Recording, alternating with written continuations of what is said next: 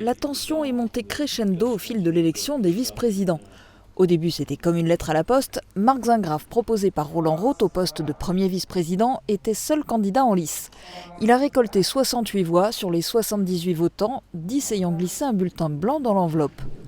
Constat similaire avec une cote de popularité légèrement variable pour Sonia Christinelli-Frébeuf, 63 voix, Jean-Claude Cunat, 70 voix, Jean-Claude Kratz, 59 voix, Dominique Limbach, 63 voix, tous élus vice-présidents sans avoir à affronter d'autres candidats. À noter que tous étaient des vice-présidents sortants. Ça a commencé à s'animer lors du vote du 6e vice-président. Roland Roth a proposé un autre vice-président sortant, Joël Niederlander, qui n'est plus maire de Groß-Blitersdorf, mais toujours élu communautaire. Un autre blitérien, mais d'opposition, Alain Barda, s'est porté candidat, et le maire de Blies-et-Bersin, Pascal Tarion, s'est lui aussi mis sur les rangs.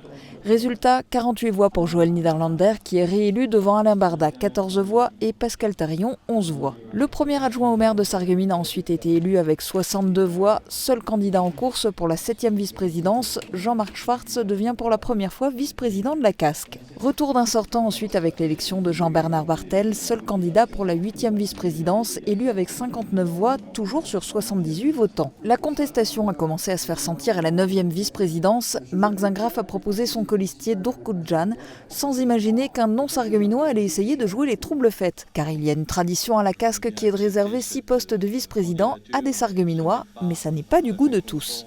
Je veux bien accepter cette candidature, mais ce n'est pas tout à fait conforme à nos engagements, les uns envers les autres. Oui. Tout simplement, je me présente parce que j'avais voté contre le nombre. Et à un moment donné, je me dis 6 pour Sarreguemines, je trouve ça beaucoup. Donc à un moment donné, je dis que la campagne devrait en avoir un peu plus. Pas suffisant pour convaincre l'Assemblée, mais assez pour faire baisser les scores. Durkudjan est élu avec 47 voix, Jean-Luc Neumann en obtient 13, il y a 17 bulletins blancs et un nul. La candidature de Gaston Meyer à la 10e vice-présidence exacerbe les tensions.